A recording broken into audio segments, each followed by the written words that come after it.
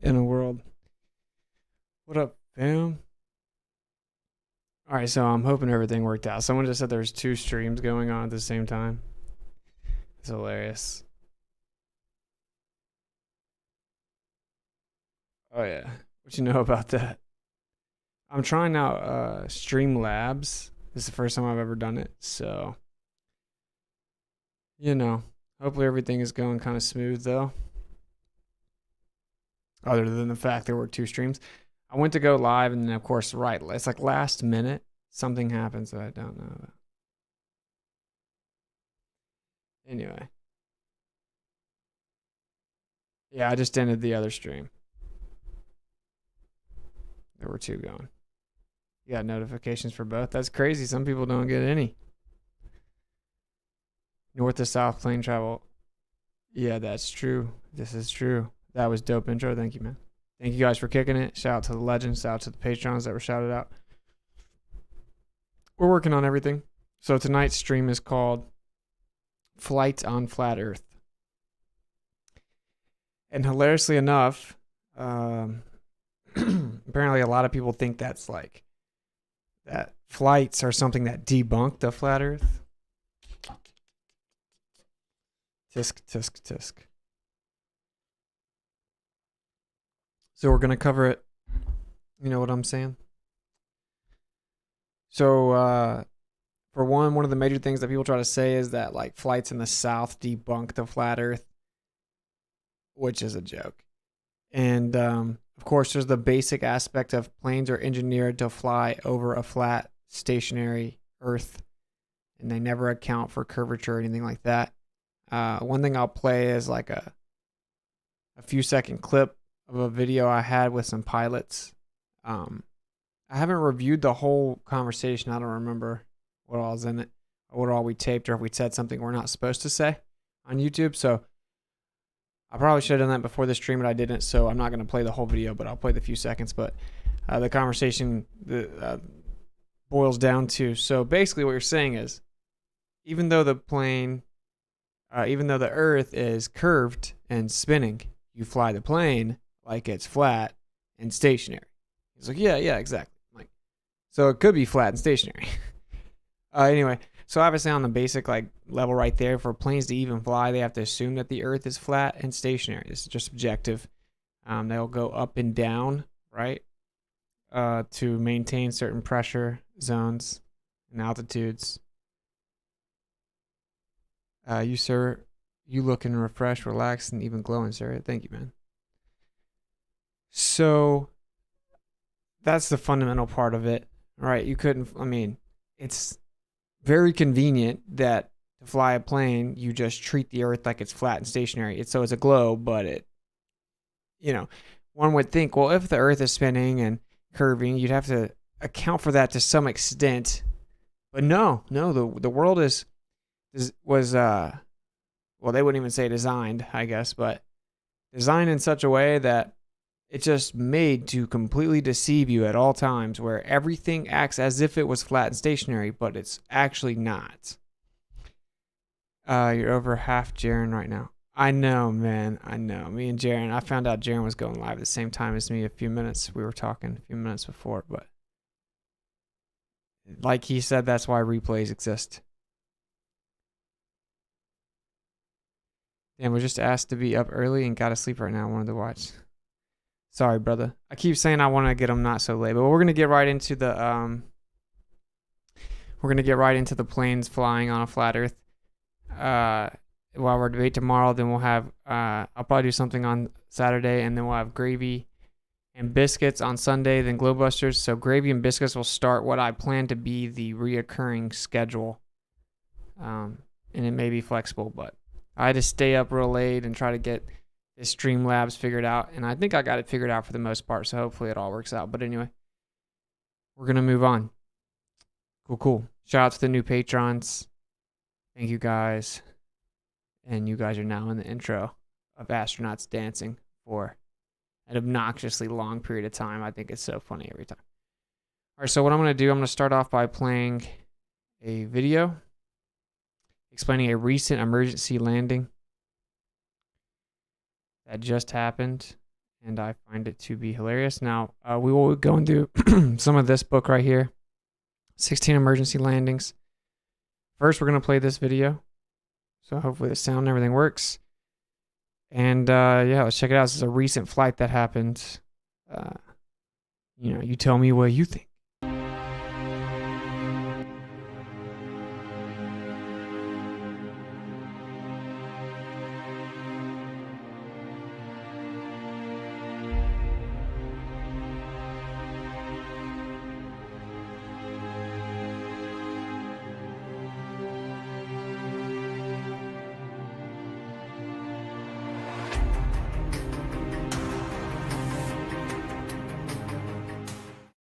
Hey guys, what's going on today? It's Monday here in Japan, Monday morning, October the 3rd, 2022, about 10 a.m.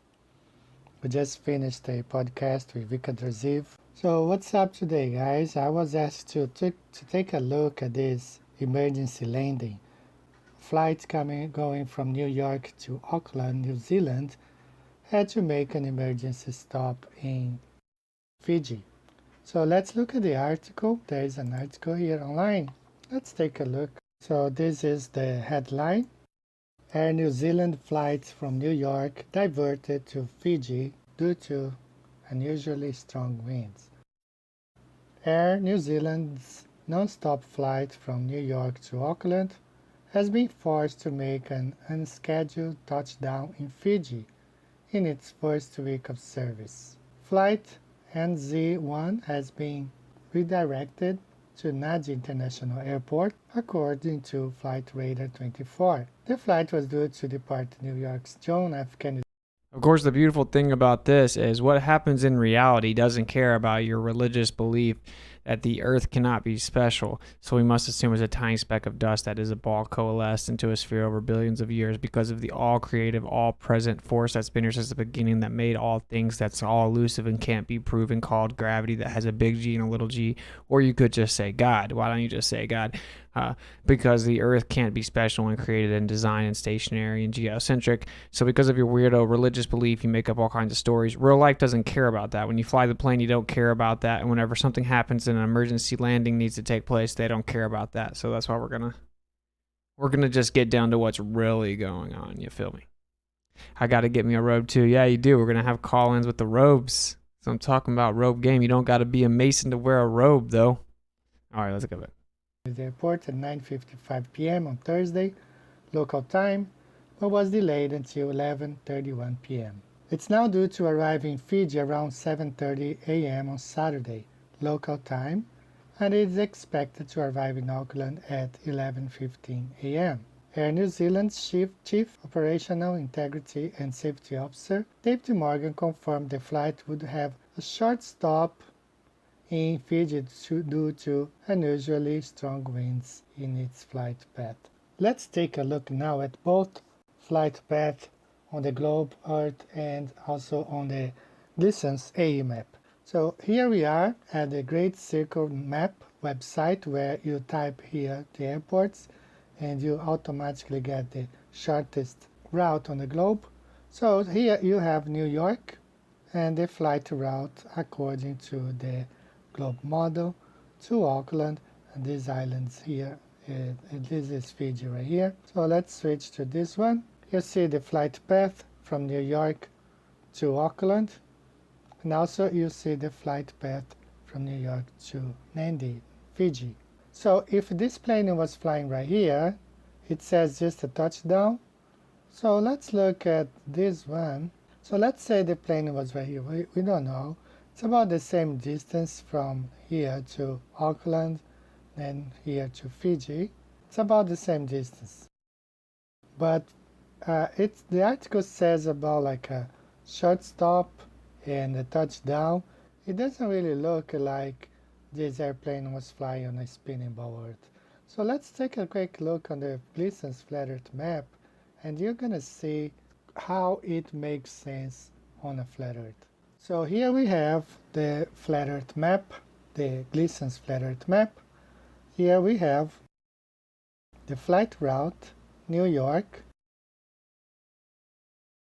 New Zealand, Auckland's right here, Auckland. And Fiji. This is Fiji right here.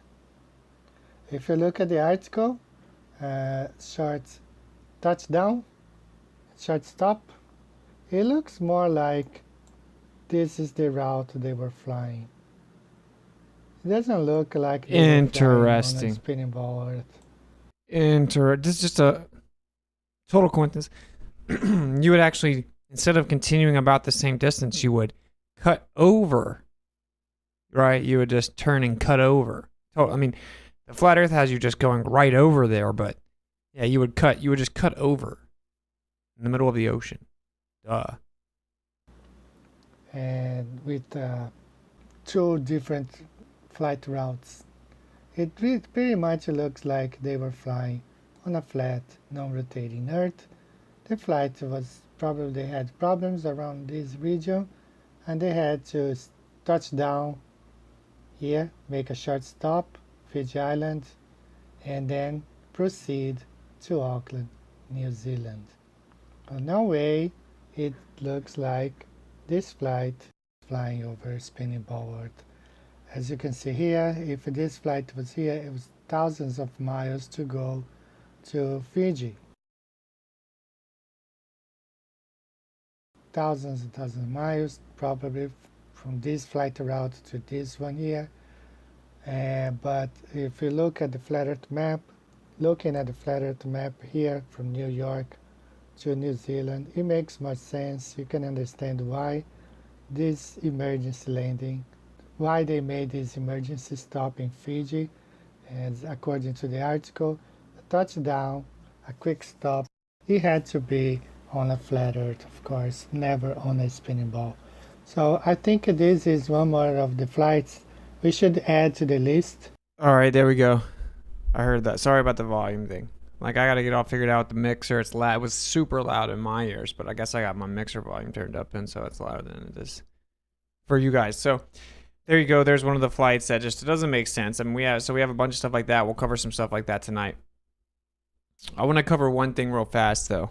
Again, there are 2 things that globe proponents, really anti-flat earthers, that are like really like zealots kind of, right, where they're just obsessed with flat earthers and the flat earth conversation. They stalk it 24/7 and they're in Discord 24/7, the actual server, and just that period of time constantly obsessing over flat earth, but simultaneously claiming it's stupid, and all the people that think the earth is flat are stupid. This is what they say. Normal people aren't like that. I traveled the U.S. to kind of see for myself how much that was an accurate depiction of reality, and it is not. When a normal person hears that you can't privately and freely explore Antarctica without approval, so that's not privately and freely, and that's what would prove the globe. So you can't circumnavigate north to south, pop back up on the other side of a ball, prove the globe. It's illegal to do that, never been done. You can't freely and privately do it. The zealot says, why are you lying? You can go to Antarctica, which no one says you can't go on an approved guided tour for $20,000, and you can just go where they say you can go. We say you can't freely and privately go and explore wherever you want. Now, they say that, right? They lie about what you're saying and misrepresent it over and over for years, right? Psychopaths, honestly. I mean, let's be real. And then you have the normal people in the world that are like, there's no way that's true. You're saying that there's a treaty and like laws that prevent us from just going there if we want to explore it. Like, I can go to Mount Everest. And then they end up, I show them and they say, I'm not going to lie, that's pretty suspect. That's sus. You know, that's normal people. But anyway, I'm digressing. So the 2 main things is they talk about the star trails, which we'll end up doing another show on that, and I think Jaron and I may cover it. But the star trails do not debunk the flat earth, I can assure you. And in fact, the stars do nothing but debunk the globe in like 10 different ways. But they do have this story about, well, you're on the bottom and the top of a ball, and that's why the stars look different. And, you know, it works for the idea of looking at the stars from the north and the south. So they think that's a home run. They ignore the 15 things that the stars demonstrate that the globe is impossible. They ignore those, right? But I'm not here for people that are like liars. So I think some of them don't have the eyes to see and some of them don't deserve to see. And I'm not here for, I can't do anything about that. It would be a waste of time. So anyway, we're going to talk about the planes right now. And so they claim that plane flights debunk the flat Earth. And it's because they claim that planes get to their destination way too fast in the south and the distance would be way greater on a flat Earth map. Now, I will say I don't think that any map is perfect. I don't ever claim that the AE map is perfect or anything like that. It isn't terrible. It is a decent place to start. I think there's a quadrupole. The magnetic declination lines seem to show that there's an entire landmass missing. I think that you would have to stretch out some of the closest parts of the north and then compress some of the south. And there's a bunch of stuff. There's land masses missing. And so there is no perfect map for sure. But when we start looking into this, it gets very interesting, and those with eyes to see can see that something's going on, and we know what it is. They're lying and hiding the true nature of the Earth. So one thing I want to cover is the idea that planes fly north to south. So what you'll hear a globe proponents say is, stupid flat earthers, navigation requires the Earth be a ball. They fly great circle routes. Because on a globe, a curved circle is the fastest point. Okay. So for one, of course, you can fly a circle over a flat Earth, right? Now, you couldn't fly a north to south circumnavigation circle over a flat Earth, and that's never been done, and it's illegal to even try to do it. That's convenient. I want you to just think about how many times that's convenient happens. Oh, you have to fly the plane like it's flat and stationary, even though it's curved and spinning, tilted, wobbling, but you have to account for none of that, and you fly it like it's flat and stationary, and they're engineered as such. You can go read the blueprints and the documents. Like Alex Jones, I've got the documents. And there's a bunch of them. That's convenient. Oh, north to south circumnavigation in a circle around the Earth would prove that the Earth's a globe. If you could actually come back up on the other side of the globe, come back to where you started. Can't be done, never been done, and illegal to try to do it. That's convenient that they wouldn't let you go try, and it's illegal to go to that place where you can climb Mount Everest and do whatever you want to. So anyway, when you're flying north to south on these great circle routes or whatever, that's where it gets very interesting, and this debunks the globe. Hands down, there is no rebuttal. So they claim that there is something called Coriolis, and that is the idea that you have an inertial frame of reference and an accelerative frame of reference. And due to the two differences, right, the difference in the two, you would have to account for it when you're shooting a long-range bullet, for example, because the Earth effectively spinning underneath the bullet. And they do all kinds of mental gymnastics and sophistry to try to drown it down. That is what it is. You're claiming that the Earth spins under the bullet. So, anyway, and they claim it's just fictitious, it's not actual, and blah, blah, blah. But fictitious doesn't mean that it doesn't exist. It just isn't real. You know what they do. So they claim that Coriolis is real. In fact, Neil deGrasse Tyson, because I think the big thing is we get caught up in talking to these people that will just blatantly lie. Like, I've elucidated like 5 of their lies, as opposed to the main group of people out there that are just deceived about this, and oftentimes deceived by some of those like propped up talking puppets. But anyway, like Neil deGrasse Tyson talking to the whole world, right? He said that a Bengals game was lost was won. The Bengals won because the Earth spun underneath a football that was kicked in a game-winning field goal. So the field goal went in by hitting the goalpost and going in because the Earth spun underneath it, and it was north to south.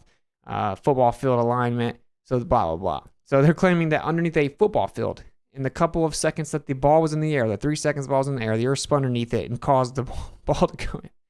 Okay, so when you're flying a plane north to south, you would have to account for this. It's greater duration than 3 seconds, believe it or not.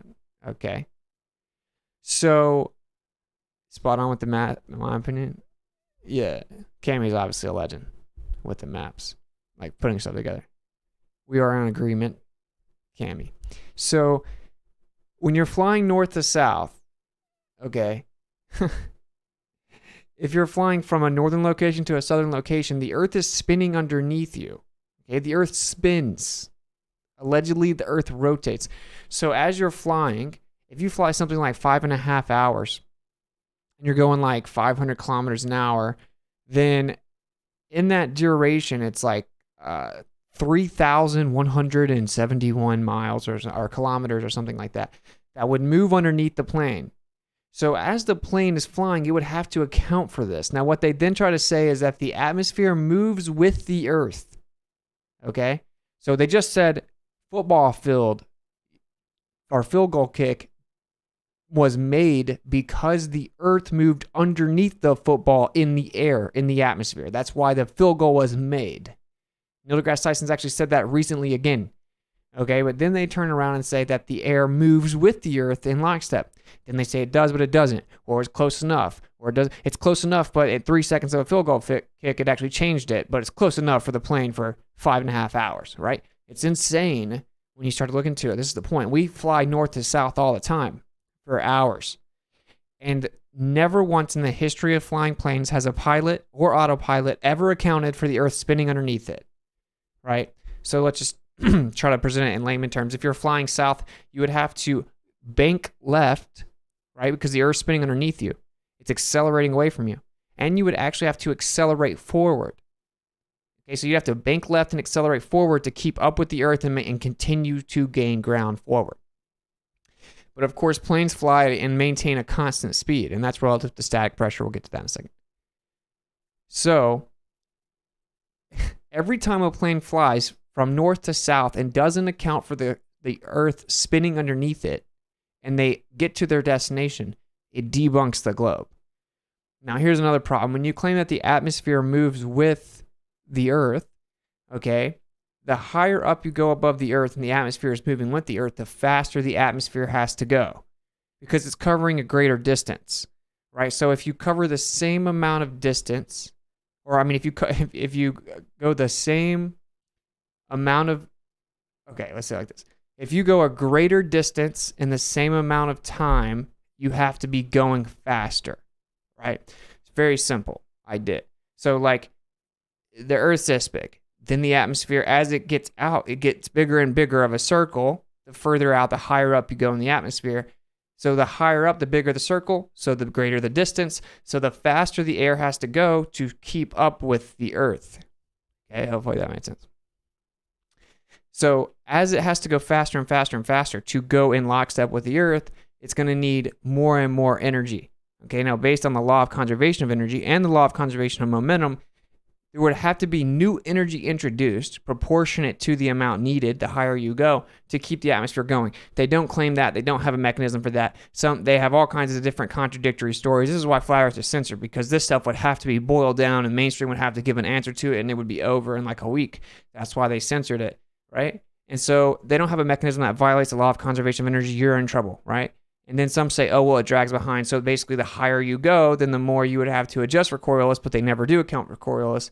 And no pilot ever has. And if autopilot does, which it doesn't, you can prove it, then whenever someone goes off autopilot and flies manually, they have to account for it. So then you get to the top, they claim that the atmosphere is actually going faster than the spin of the Earth, an incredible amount faster. And of course, you would need even more energy introduced to the energy already there. So you'd have to have two different mechanisms of energy being introduced without violating the law of conservation of energy. So I don't want to get it like too like, I don't want this stream to be like that.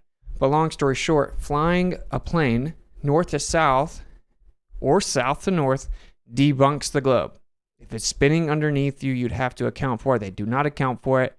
They would never be able to get to the place that they're going.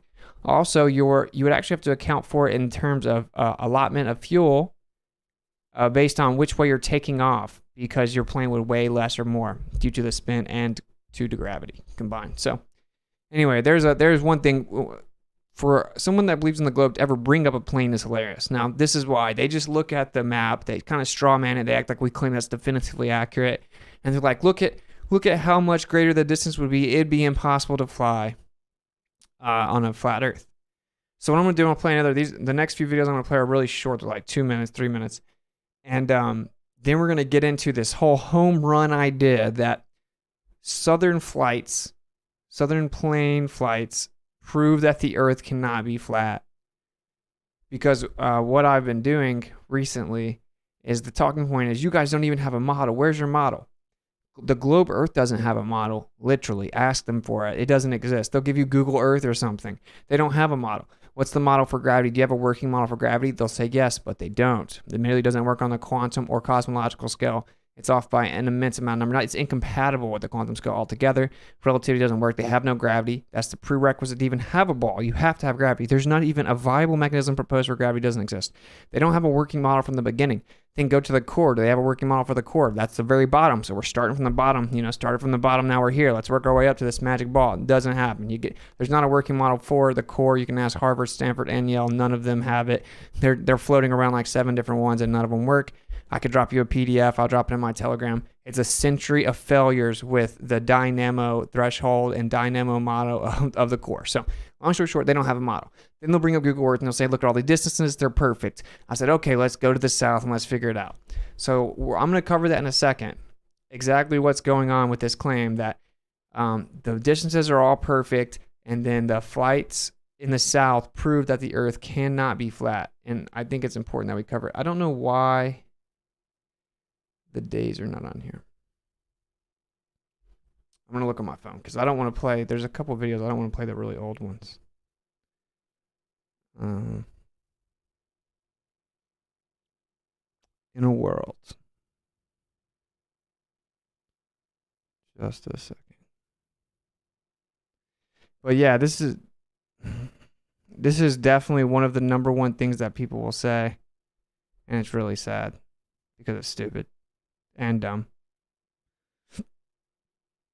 Okay. Let's play this one.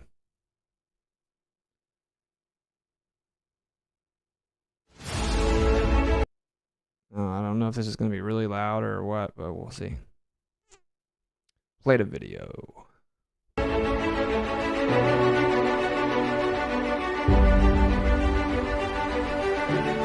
Yeah. Here's the globe on the right here. This is Buenos Aires, big city, and here's Cape Town, big travel spot.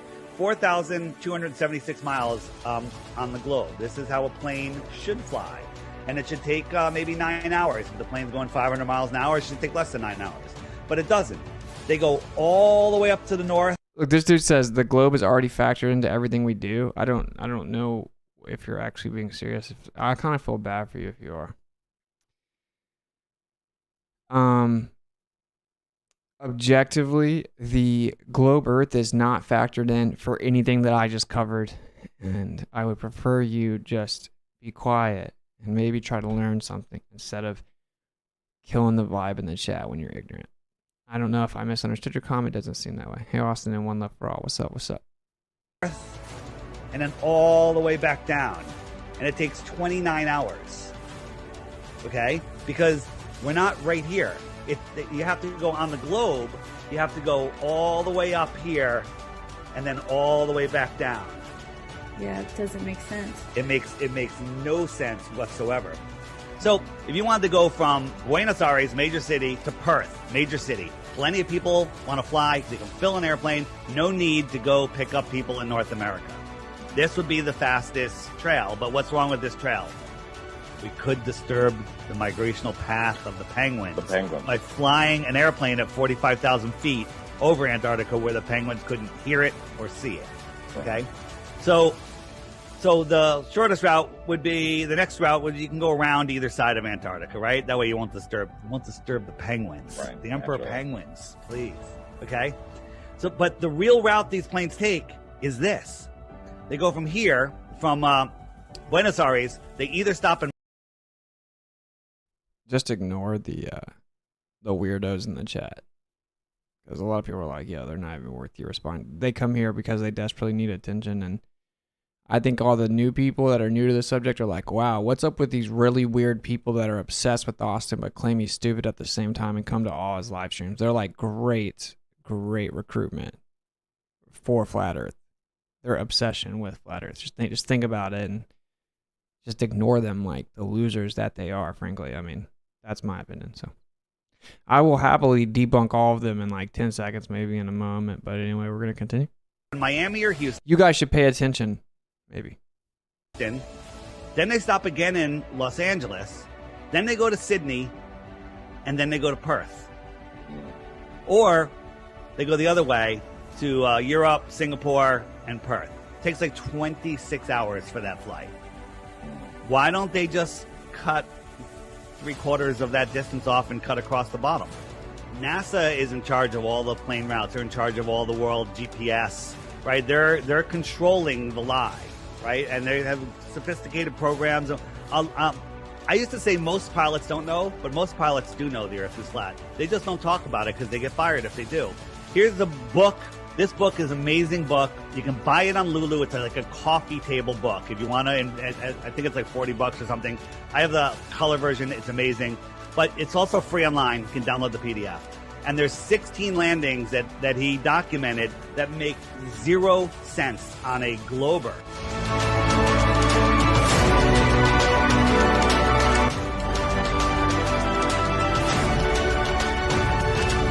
Hey.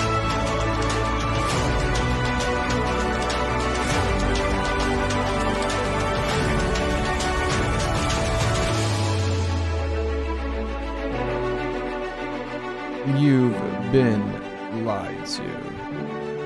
You think everyone in the world's in on the lie? No, I don't think anyone ever said that. That's ridiculous. Why would you ever think that? That's kind of dumb. The fact you think that kind of shows you're not ready.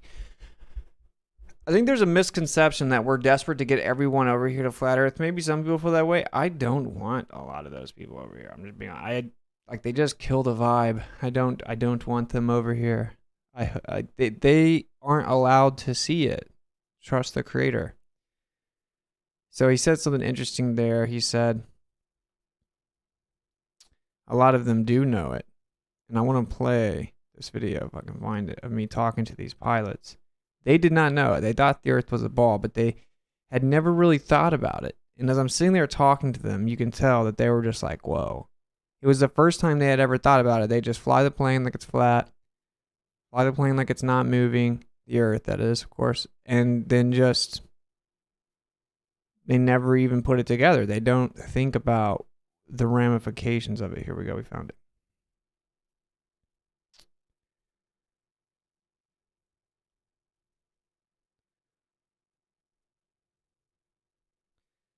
Yeah, so it's like a 13-second clip, but it's pretty funny to me. And I will release the whole video at one point. Like I said, I got to double check and make sure we don't talk about like how it's retarded to get genetically modified and stuff like that.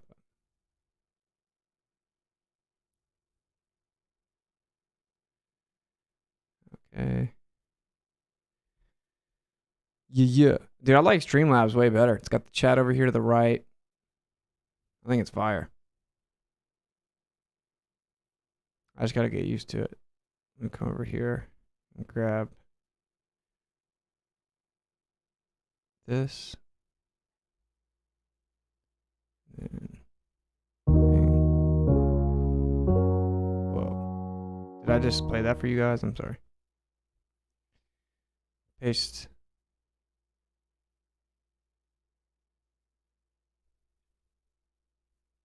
There we go. We'll keep that there. I don't know if you guys like it. We can kind of keep up with you all here on YouTube. So yeah, we'll get everything. Do you believe what the New Testament teaches about Jesus? I'm just curious. Yeah, I don't believe probably what you think it teaches about him, though. Okay, let's go over here and add a source. Don't make it weird.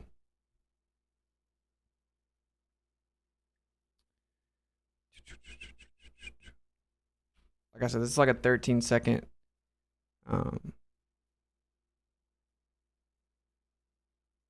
video. It's pretty funny.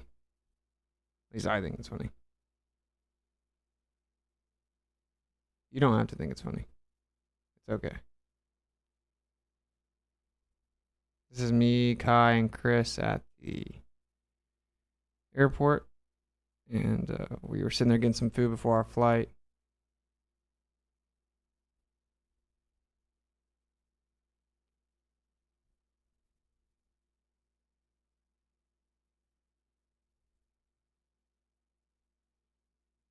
There we go.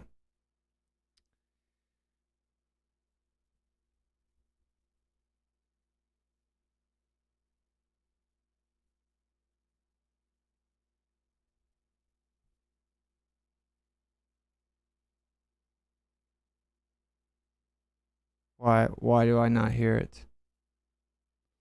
Maybe you guys can hear it. No, I just can't hear it actually.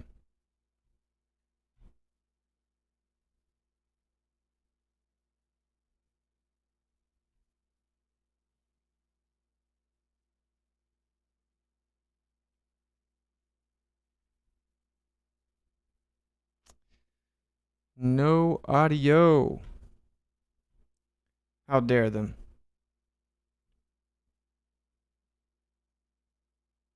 Sorry. Is it even worth it after all this? My goodness. We're gonna do it. Fight me.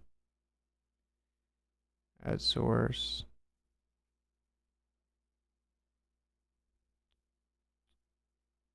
Maybe that video just Yeah. So basically, it's like the Earth spins and curves, but you fly the plane like it's flat and stationary. Yeah. Oh, it says So it could be flat and stationary.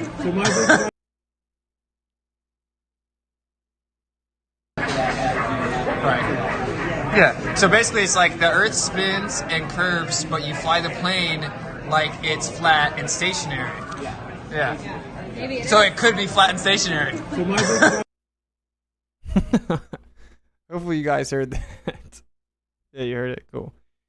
Super funny to me. Wait, I'll drop the whole. I'll drop the whole video at one point. It's pretty funny. Like I just had to teach him about his job. It's wild. It's like when I debate astrophysicists. I'm like, oh, you didn't know.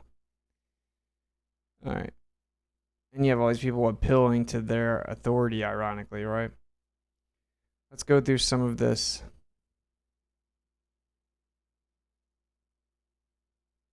Bow.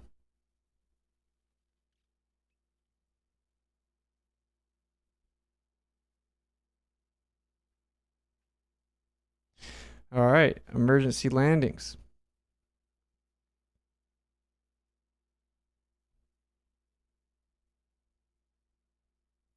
I'll drop this PDF in the Telegram in your Witsit streams, t.me/Witsit streams. I mean, you know, so objectively, they fly the plane like it's flat and stationary. Every pilot ever. I asked like 5 different pilots because we were flying quite a bit at one point, Chris and I, to Key West and all this stuff to deal with all kinds of that nonsense from back in the day. And every time I asked them, they were like, "Yeah." I was like, "Pretty flat up there, huh?" "Oh yeah."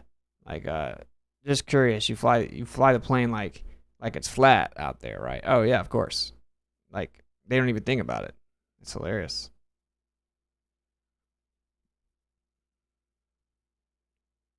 You should get Eddie Allencore on. I don't know who that is, but I'm down. If you think you could link it up. I think we might get to have that NASA employee on. And then I think we might also get to have a physicist on here soon. And then I'm, of course, debating that physicist tomorrow. So, yeah, we're going to have a bunch of experts come on and chat about where they live. All right, let's get down into these flights here. Now, again, I'm not claiming that this map is perfect or anything. But it's a decent start, frankly.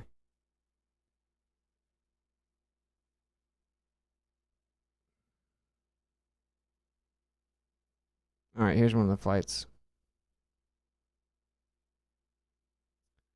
88 Australia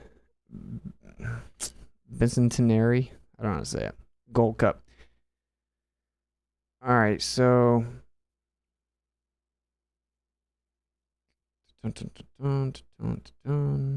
So in 88, there was a soccer tournament in Australia called Australia Gold Cup, we'll say. It was a tournament to celebrate the 200th anniversary of Captain Arthur Phillip. Like I said, I encourage people to redo this themselves. But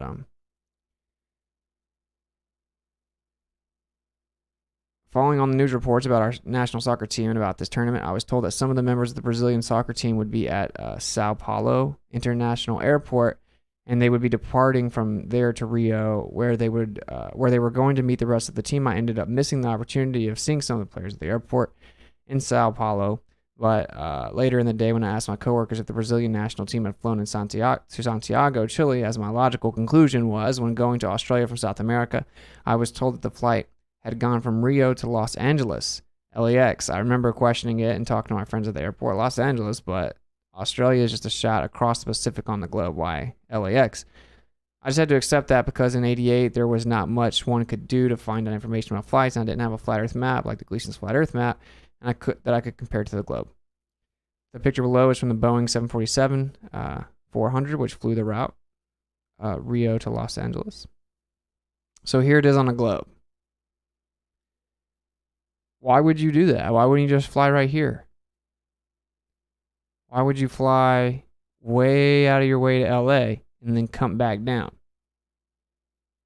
That's weird. Oh, it makes a lot more sense now. Now all of a sudden it makes sense, doesn't it? Doesn't make any sense. Makes sense. Isn't that crazy?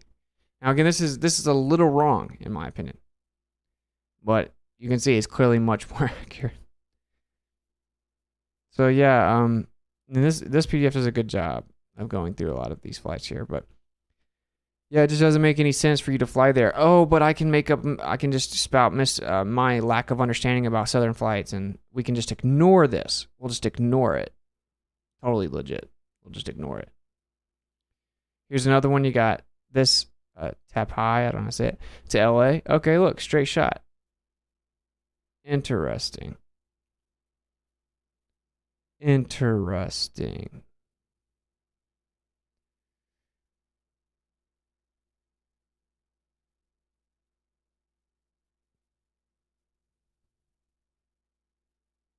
Yeah, these are all pretty cool to me. I'm not gonna read the PDF, obviously. I'm just gonna show you. Scroll to the pictures. Dun dun dun. Bow.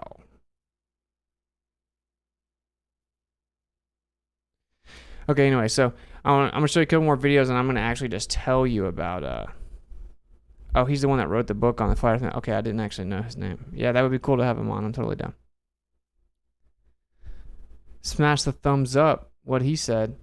All right, so I want to play for you guys a couple more videos, and then I'm going to explain to you their home run of the Southern flights. I'm going to explain exactly why they have no idea what they're talking about.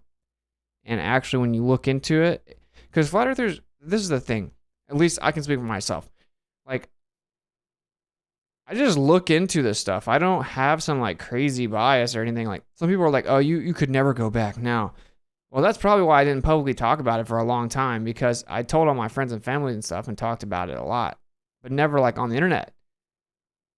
The Earth is definitely not a globe. They lied about the Earth.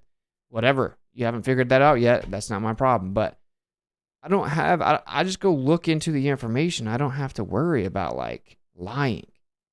I feel bad for people that do. And just a piece of advice to flat earthers, you don't have to worry about like, oh man, I'm afraid of this or that. Dude, the truth always ends up supporting you, including Southern flights. And I'll break that down in just a second.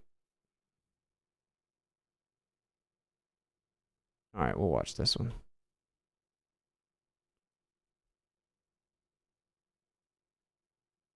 Okay, guys.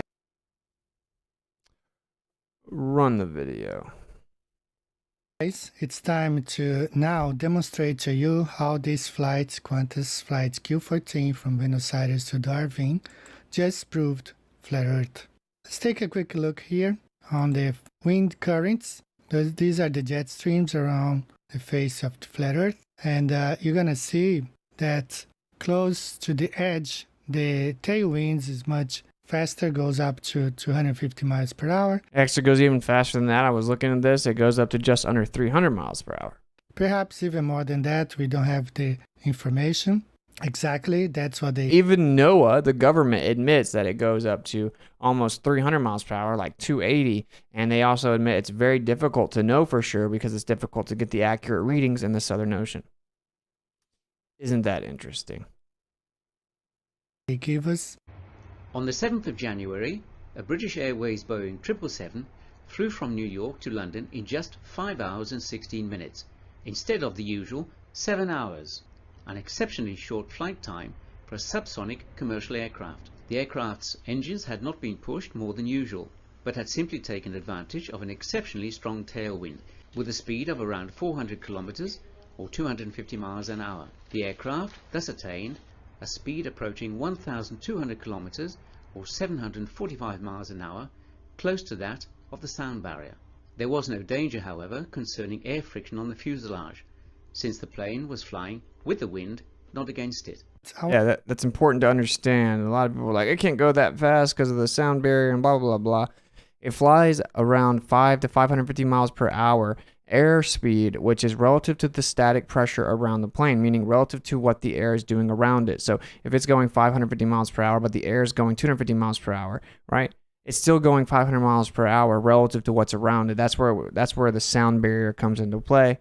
And so obviously you'd have 550 plus 250, right? And that would be your ground speed, right? So it's 800 miles per hour ground speed, even though it's flying 550 airspeed. Barrier. There was no danger, however, concerning air friction on the fuselage, since the plane was flying with the wind, not against it. I want you to pay attention to this. You can go to Flight Radar 24. Pay attention, the airplane leaves Buenos Aires at a normal speed, probably 500 miles per hour, and then all of a sudden it goes ballistic until it arrives in Australia. This aircraft gained speed once it got on the jet stream. Once it got on the tailwind, it went ballistic and flew faster than the regular speed until it arrived in Australia. It's right in their face. They can't hide that. This aircraft got on the jet stream and flew at speed up to, I'm going to show you that this aircraft flew at an almost impossible, not impossible because airplanes do fly at a higher speed than we are told, especially when they get on the jet stream. Yeah, this is objective. I was looking into this, okay? And this is the part that I really wanted to cover because I'm so tired of hearing people pretend this is some home run from the globe. It's so stupid.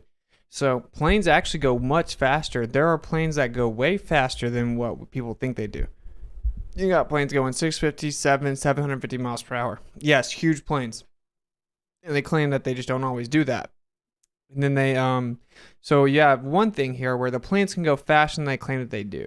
Now, that's one aspect of it. You don't even have to go there, though. You don't have to invoke this, oh, well, maybe they do what we don't know. They go fly on the south where the jet streams are faster, and they catch jet streams, and then they fly to a location. Then when they come back, I wish you guys could see my mouse. I think I actually have a new feature here. Yeah, look, I think I can draw on the screen. We're going to try it out. Okay. Yeah. Okay. So they fly over here and with the jet stream. Okay. Now this, it takes them 10.5 hours to go there. When they then fly back across, now it'll actually be out here though, right? When they fly out across back over here, it takes 3 hours longer. I wonder why. So when they fly this way, it takes 11 hours. When they fly this way, it takes 14 hours. I looked it up. Okay, so just so you understand, that is a big deal right there. Obviously, because when you go look at 24/7 flight radar and you go look at all the stuff that the Globers want to bring up, they're always reporting 500 mile per hour, 550 mile per hour speeds there and back. But there's a 3 hour difference. How does that work? Because it's not reporting ground speed, as in how much ground is covered by the plane.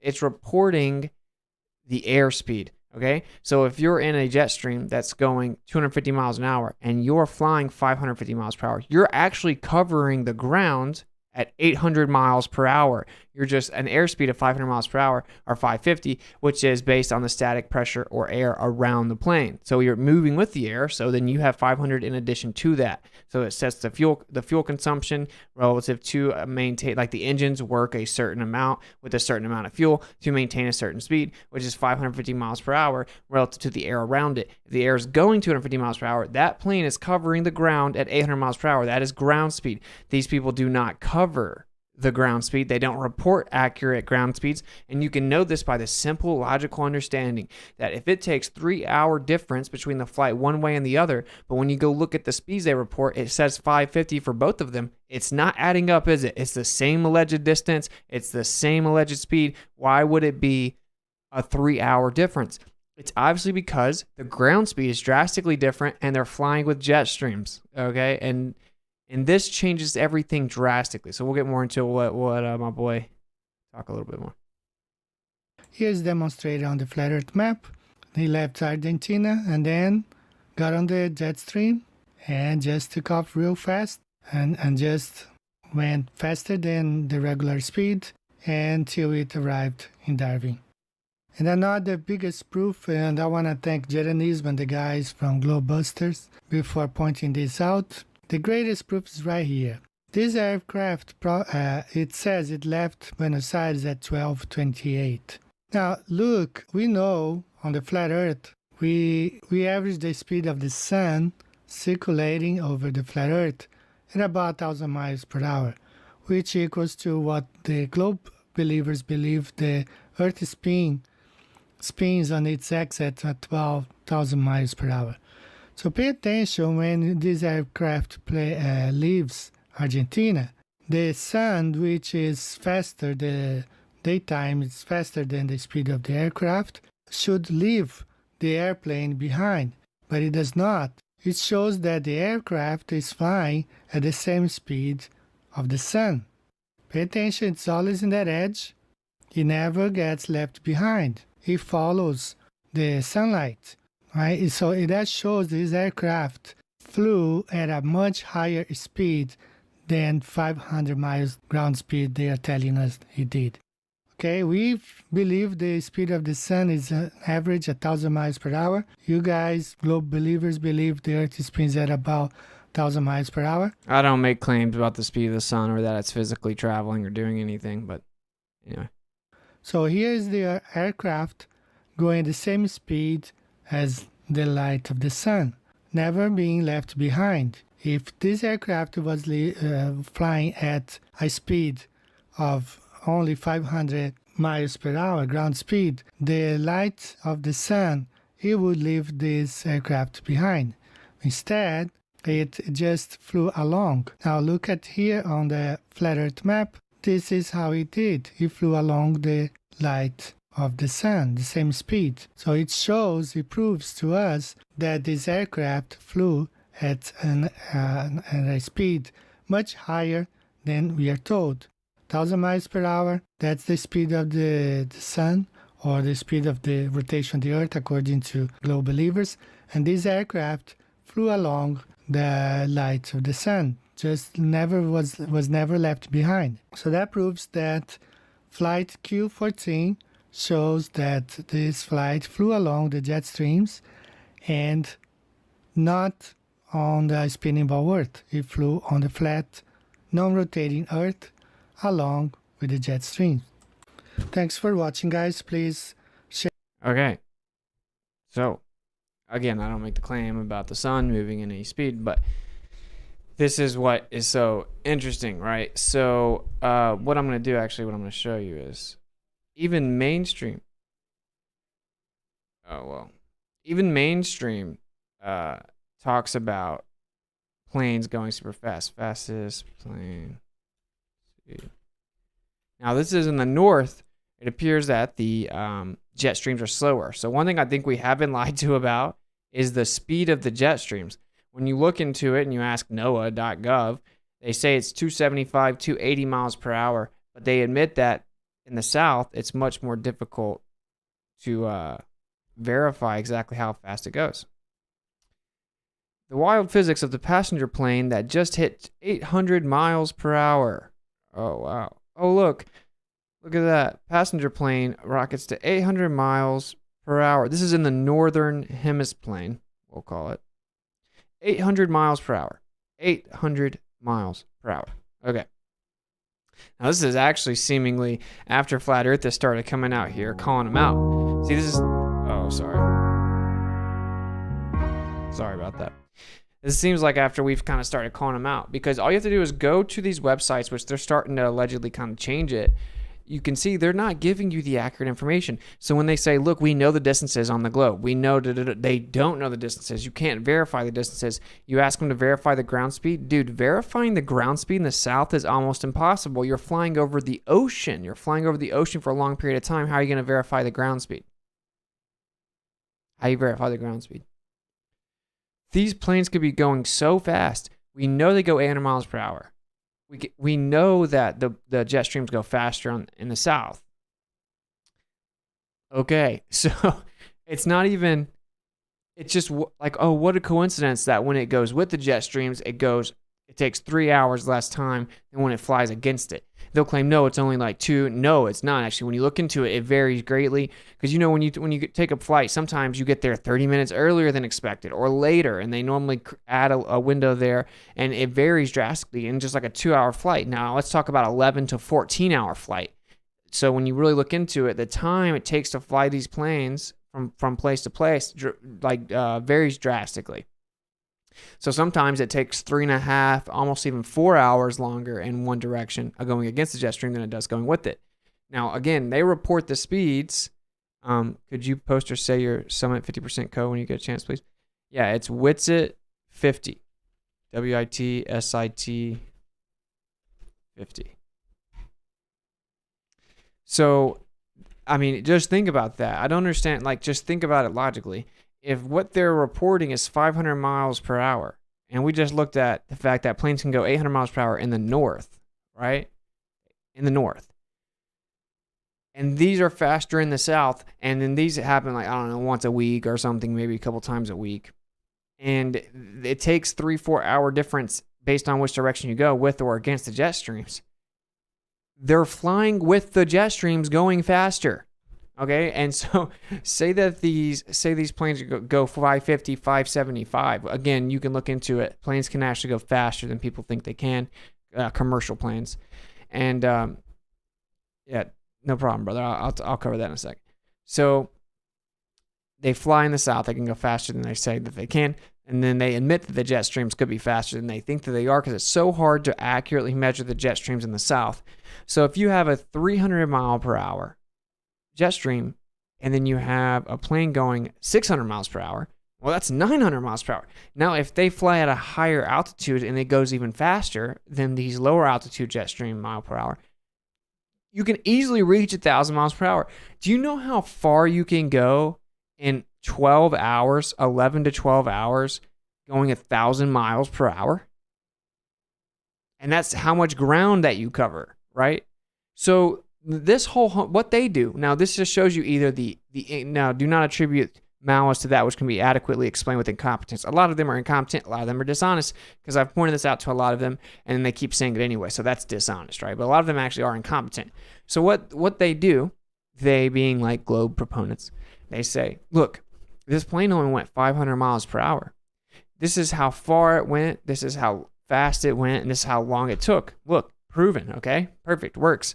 Now, if it's a flat earth, it would have to go this far. If we use 500 miles per hour, we divide into that distance, which they normally don't even get the distance of the flat earth, right? Right. And again, this map is not even claimed to be perfect by anyone, but it doesn't matter. We can defend it. We can still defend the map. You're just wrong. You're objectively wrong. So I'll just defend the map because it doesn't matter because you didn't debunk the flat earth at all. And then these like home run act like they're really the woke truthers and the best flat earthers, saying they debunked the AE map and Southern Flight's proven stuff. No, they don't. You look ridiculous. So anyway, my point is when they're like, hey, look, it would have to go this far. You know how fast it would have to go? You know, and it only went 500 miles per hour. No, actually, it didn't go 500 miles per hour because if it was going 500 miles per hour, then it wouldn't take a 3-hour difference one direction compared to the direction back. So it didn't go 500 miles per hour. No matter what, you can't be correct. You're claiming a speed. It has to be faster than that because the duration of the flight changes so drastically. They can't have the exact same speed in both directions. It doesn't even make sense at all. Surely I'm saying this to where people understand it, right? Like if you claim it goes 500 miles per hour in one direction in the south and then 500 miles per hour in the other direction back in the south, and it takes 3.5 hour difference of time, you couldn't have been going the same speed to cover the same distance and have that difference in duration. It makes no sense. It makes no sense to go the same distance and to go the same distance, you would have to be going faster. Dun dun dun. Now this is something else. What autopilot does in a plane, because I actually just critically thought about this and I'm like, whoa, dude, this proves the flat earth in a way. Like this is evidence for flat earth. So all of this put together, if you actually are honest about it, because they're not even telling you the true story. So what autopilot does is it adjusts relative to the static pressure around the plane. I've said that a few times, right? That's where you get your airspeed. So it naturally adjusts relative to the winds around it. So if you're flying in a direction and the winds are blowing with you, that plane is designed to find the path of least resistance. So it's going to go to the heart of that jet stream that's flying with it so that it can maximize efficacy. Now, when it's flying in the other direction, it doesn't just fly in the heart of the jet stream against it. Naturally, it finds the path of least resistance again and tries to miss the jet streams, right? So then you're not going directly against it, but you're still having some impact of going against it, right? And then when you're going with it, the plane's naturally going to find like the path of least resistance, and it's going to go right in the heart of the jet stream and go the fastest. This seems pretty simple to me. So then when you really look into it, they cannot verify any of the distances in the south. Dude, it's 2022. You should have tons of definitive answers. You should know for a fact Earth is a globe. This is that. There is no question. You don't. The distances in the south and the Southern Ocean are not known. They're not known. And they're actually they're very difficult to find them. You can't get in a boat and just find a distance. That's not how it works. You know how hard it is to get an accurate distance in water? You know how hard it is to get an accurate distance flying a plane over water when you're getting carried with jet streams? So there you go. And then what you find out is it's not consistent. It's not like every single flight takes 11 hours and every single flight back takes 14. That's not how it works, dude. It varies all over the place. It's like 11 and a half, 12 hours, 15 hours. It varies all over the place. And they have all kinds of excuses, you know? Like, oh, it's late. Oh, we had to take a bit of a detour. Oh, it just didn't work the way that we thought it would. Blah, blah, blah, blah, blah. And that's how the real world works. So when you really look into the data, all the southern flight trails or the flight paths, they help flat Earth. They prove there is really fast jet streams in the south, drastically changing how long it takes to go there and back. And when you account for all the variables, you understand, like, oh, it's like they're flying over a flat Earth, and they could be flying at a higher altitude, and they could be flying with faster planes than people know about, because it's you can prove that actually some of these commercial planes and planes that big can fly much faster than people think that they can. They can fly 650 miles an hour, 700 miles per hour. So if a plane's flying 650 miles an hour, and then the jet stream's going 300 miles per hour, you're going 950 miles an hour over the Earth. You're going to cover an immense amount of distance, bro. Okay? It's simple.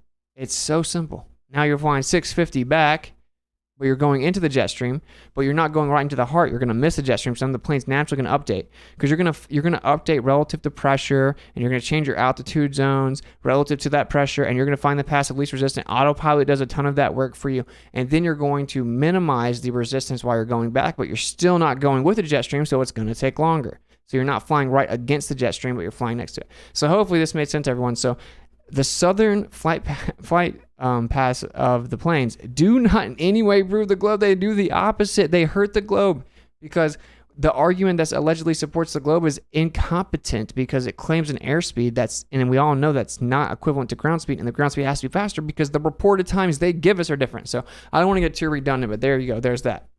And then, like I said, whenever a plane flies north or south, it's going to have to update with the plane underneath it, but it doesn't. No pilot does, autopilot doesn't, manually flying it doesn't. You don't ever account for it. You would have to account for the Earth spinning underneath the Earth objectively. You would have to. There's no way around it. They don't. Oh, Coriolis, the Earth doesn't move with the atmos, and the Earth moves underneath a football being kicked out in a field goal in the game-winning field goal kick. But at the same time, the plane doesn't have the Earth moving underneath it, flying for hours. So it's just a joke. It's laughable. You should wonder, why is it that there has to be so much doublespeak and contradictory nonsense and lies and all these people bragging and leaving out details and misrepresenting things and making false claims as if they know things that they don't? If the Earth is a globe, you wouldn't have to do any of that. If flat Earth is so stupid, you wouldn't have to do any of that at all. Why do all southern flights cross the equator twice to go to another southern location? Bob the Genius Guy. Yeah. It's funny, bro. When you just look at the flights, it's like, wow, this is a great... Dude, planes, they're called planes, by the way. I don't know if you guys realize that. The people that think the Earth's a ball, I don't know if you realize that they're called planes. not called curves. Here, let me show you this PDF. And I'll show you some more of the pictures, but there's so many of these flights, man. Like, how dare you?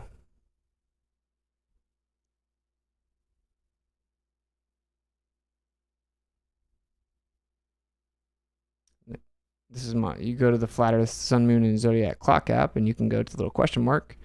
And that is what this is. I went to the little question mark.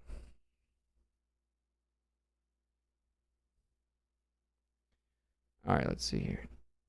That one's too long, though. I don't know, maybe. We'll play some of this. If it's too long, I'll stop playing it. I will show that just because he asked about the summit. So, yeah, there's the summit November 11th.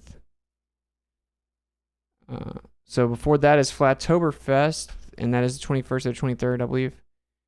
And I will cover that some more in depth in a second as well. This is just the 11th and the 12th, and it's Witsit 50. If you want to get your tickets, you press buy tickets here. Then you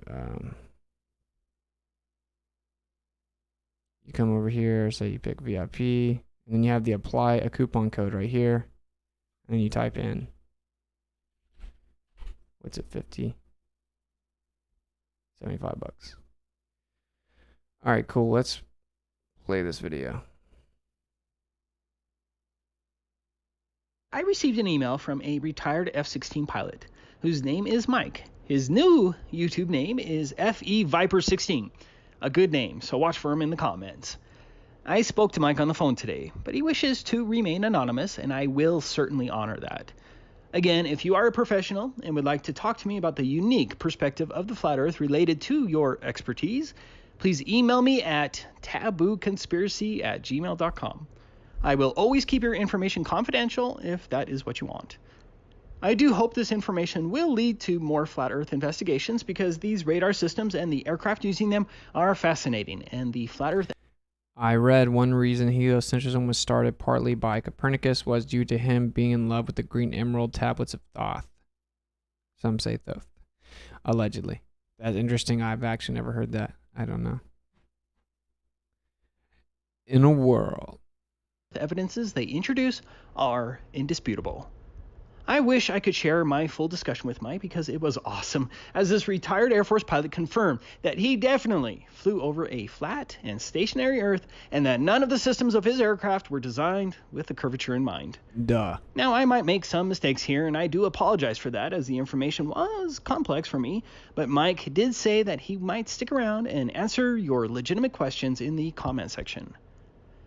An F-16 can fly up to 1,500 miles per hour. And may be intercepting another craft flying in the opposite direction at the same or a different altitude at similar speeds. Breaking it down, 1,500 miles per hour is 250 miles in just 10 minutes. As Mike discovered, the paramount problem with the globe is 8 inches per mile squared.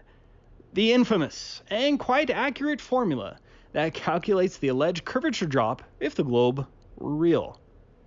That easy to understand formula absolutely destroys the globe because no one has seen or accounts for that insane amount of curvature drop ever. But for an F-16 flying at in any aspect of their life ever in the history of mankind, it would sweep a section of the sky on the right. Makes sense, right? These aircraft don't sweep the entire sky, but only a key angled segment of the sky, like 60 degrees up, 60 degrees down, 60 degrees to the left, or 60 degrees to the right. So if, say, 4 F-16s are in formation, one pilot may have the duty to sweep his radar. Flights on flat Earth requires a detailed map of flat Earth, a map that represents flat Earth with the proper scale, a map used to complete the navigation process. So which one is it? Yeah, so we just explained that how you think you know the distances, but you don't. So that's what we're talking about. It's how the distances on the globe are provably not accurate based on southern flight paths, even though ironically Globers bring that up. So you should rewind and listen and stop typing, maybe. We don't have to do anything. We just debunked your claim. They're called planes. That's because they fly over a plane. That is very profound, I know. Are looking for aircraft at 10,000 feet and above on the right side. Do you see the problem yet? What is a radar sweep at 10,000 feet on the alleged globe at 80 miles ahead? Because 10,000 feet at Mike's point of view would not be 10,000 feet 80 miles ahead at the enemy's position. In actuality, that aircraft would be much higher than 10,000 feet than what the F-16's radar would indicate if we lived on a globe. Instead, the computer radar system is based on a flat map. Yeah, what's up with that? How come the plane super far away is just assumed to have horizontal relationship with the planes that are further away from them? Because they would not be horizontal to them. They would be down beneath them, obviously. If they maintain a certain altitude over a globe, this debunks the globe hands down. There's no way around it. If there's a plane, say, 100 miles away, and you know their altitude, and their altitude is the same as your altitude, it wouldn't be horizontally across from you. They would be down beneath you significantly because they would be a certain distance above the Earth, but the Earth has dropped down because it's a ball. But they're not, and the actual technology utilizes a horizontal relationship from plane to plane. Globe debunked. To ever invoke a plane while talking about the Earth being a ball is laughable. None of the radar readings would be accurate, and enemy aircraft would exploit these problems all the time if we lived on a globe. Just think about it. How could you lock, track, and acquire an enemy aircraft when the height curvature adjustments would throw the whole matter into disarray? Here's a short 4-minute clip from an online tutorial for an F-16 simulator that talks about how the F-16 radar system works. But I think it'll help you understand Mike's information, but you're welcome to skip ahead 4 minutes if you're impatient. Let's get it. We are positioned here, looking that way. Range 0, a quarter. Now look, this is what's so funny.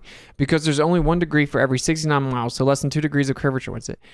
Dude, if something was super far away from you, okay, 70 miles, 140 miles, 300 miles, and you don't account for 2 degrees is a huge amount when you're talking about tracking enemy jets, okay? But what they do is they assume a horizontal over to their enemy and then they track them accordingly. We're about to watch the training video about it, okay?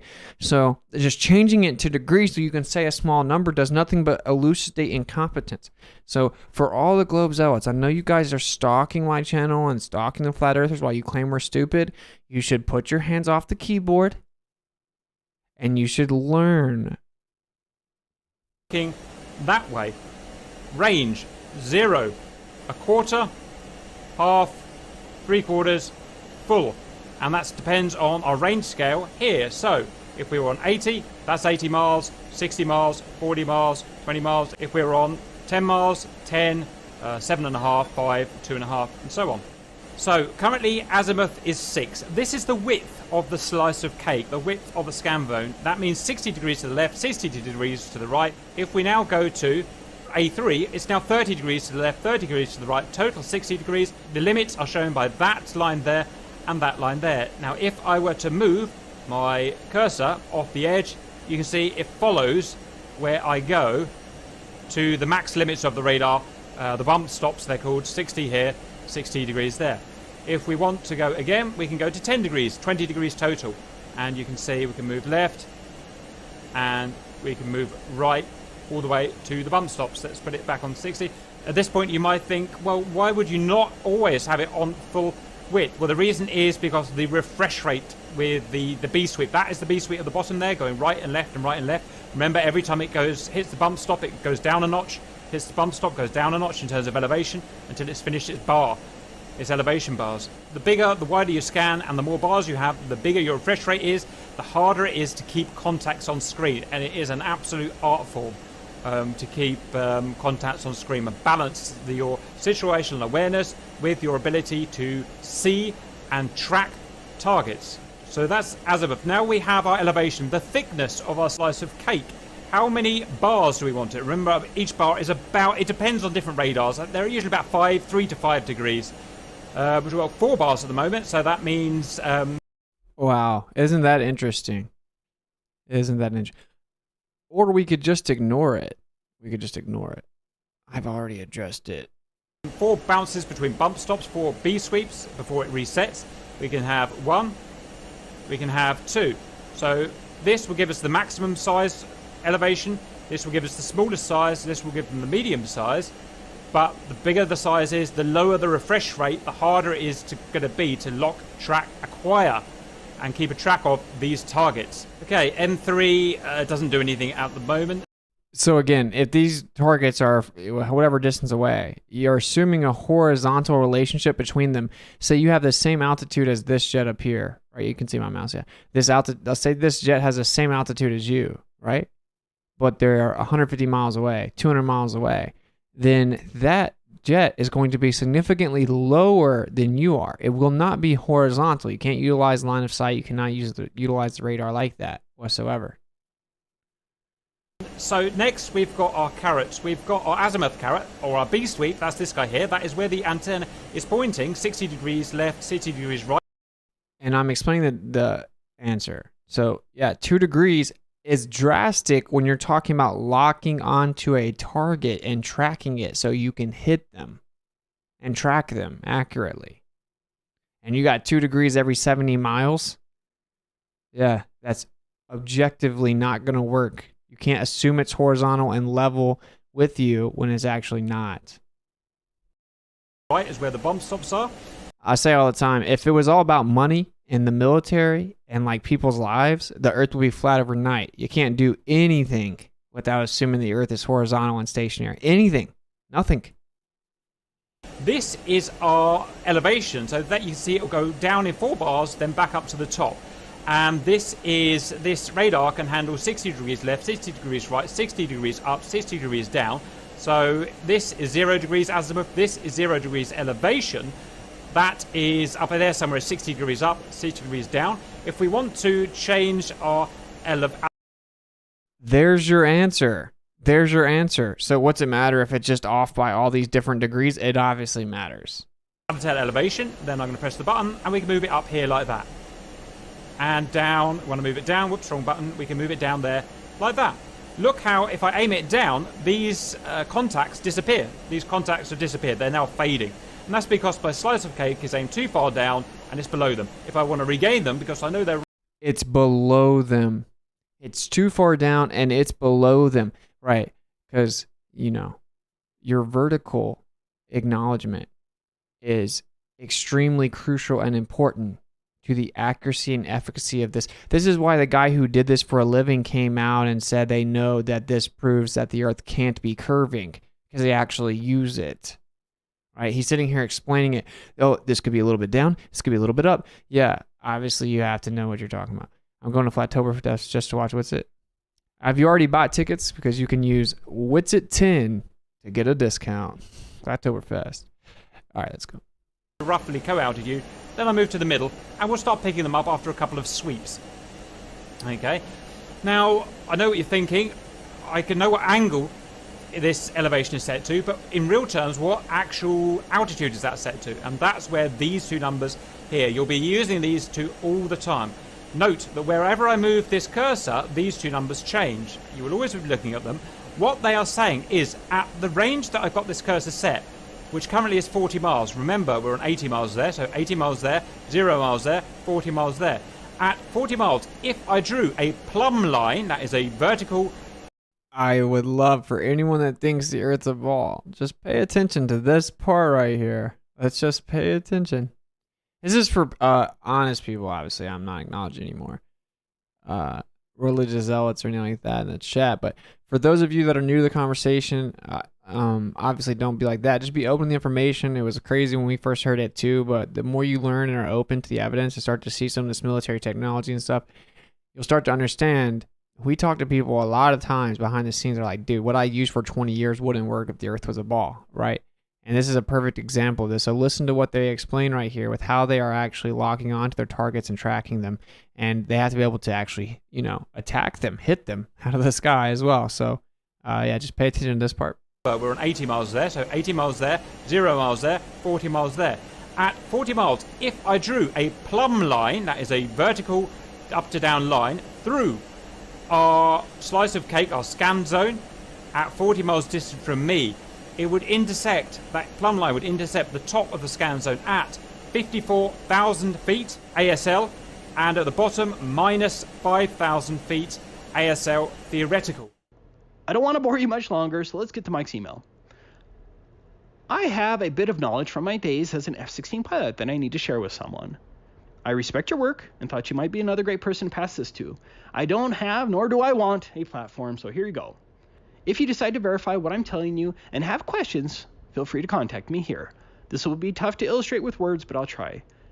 The F-16 has a radar called an APG-68. At least it did 18 years ago when I last flew it. The radar, in air-to-air mode, has the ability to scan forward plus or minus 60 degrees of the nose, 120 degrees, plus a back-and-forth elevation selectable of 1, 2, or 4 bars or rows. In other words, in 1 bar, it simply sweeps level relative to the aircraft bank back and forth at the same elevation. In 2 bar, it sweeps all the way, then drops a certain amount to sweep back, thereby doubling the volume of airspace searched. In 4 bar, it does the twice, doubling it again. Think of the radar beam as pointing a flashlight. The elevation of the sweeps are pilot controllable. The pilot can tell what the elevation of the sweeps are in the display. At the cursor position, the top and bottom altitudes of coverage are displayed at the range of the cursor, and this altitude is controllable with the L strobe, a little wheel on the throttle. We use this because if my search responsibility is 10,000 feet and above, I can roll up and cover my area more efficiently. I know this is probably clear as mud, but bear with me. Obviously, you can determine the width of the sweeps at various ranges of your search. In other words, the distance between the sides of your scope. If I run the cursor out to 80 miles, isosceles triangle math gives you 138 miles from side to side. Curvature math gives you a hump on my nose of 12,700 feet. In other words, if I roll up to search 10,000 and above and set that in the center of the scope, I'd be 22,700 feet and above on the sides of my scope, right? Well, not in practice. If I run my... Dun. Maybe we'll bring that back just a little bit. I hope everyone really soaks it in. Again, the people that are like zealot, like they're not even listening. This is playing in the background. They're not listening. This is for open-minded people. Like, pay attention to what he's saying. 1,700 feet. In other words, if I roll up to search 10,000 and above and set that in the center of the scope, I'd be 22,700 feet and above on the sides of my scope, right? Well, not in practice. If I run my cursor out to any distance, the display shows the same on the left side, middle, and right. So my conclusion is the engineers are going to get fighter pilots shot down because they didn't take into account the curvature of the Earth, bastards, or the Earth is flat. Yeah, like, dude, game, set, match. Game, set, match, bro. That's Mike's email. I hope that was semi-understandable. The globe simply doesn't exist in reality, and now we have a retired F-16 pilot who confirms the same. Hope you enjoyed the video. Love to all. Shout out to Taboo Conspiracy, of course, and he will be at the summit, one of the best presenters of true Earth information that exists. So yeah, I think that's just so funny that if you, and this is why Owen's little flat Earth sniper, his little cartoon is so funny because it elucidates the insanity of what you never actually think about. You just assume the Earth's a ball. You assume that's what you were taught. It has to be true. Everyone believes it, you know, and most people are kind of scared to ever think of something differently than what the majority thinks. Now, what they do with most subjects in the world is they give you a 50-50 split. This is why politics is so valuable. They give you a 50-50 split so people don't mind saying, yeah, actually, women are women, and those are the only people that can give birth. They have a vagina and give birth. That's a woman.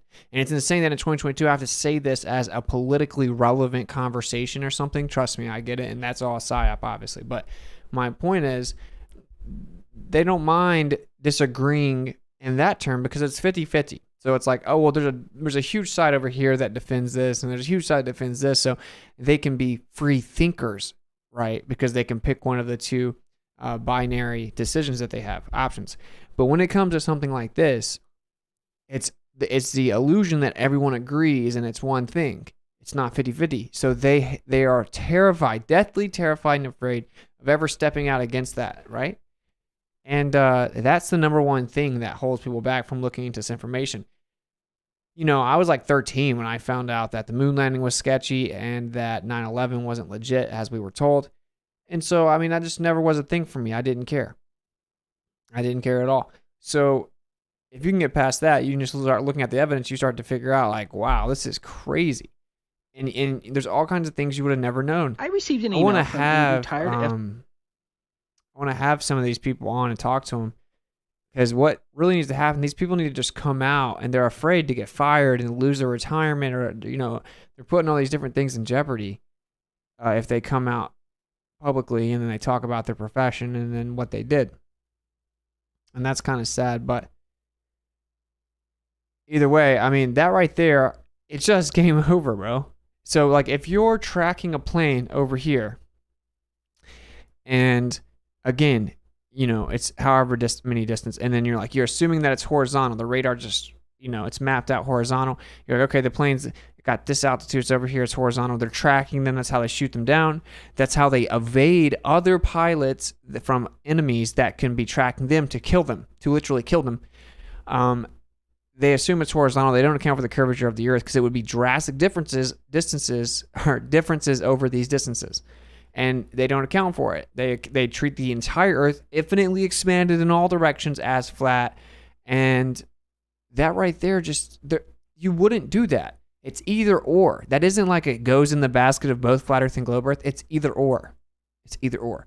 See, they have the luxury. It's such absurdity at this point where it's like, oh, we fly the plane like the Earth is flat and stationary. We never account for curvature drop. We never account for the Earth spinning. And there's like, oh, well, the Earth tricks us into thinking that because gravity and then the atmosphere moves separate from the Earth, but also simultaneously moves with it. And gravity's pulling you down while your nose is up. It's pulling you down around the ball, and it's just perfectly that you never have to count forward. And it looks like it's flat, and the horizontal horizon looks like it's flat, and all this stuff. And they can just make up all these ad hoc, like, there are certain things they can't do that with, right?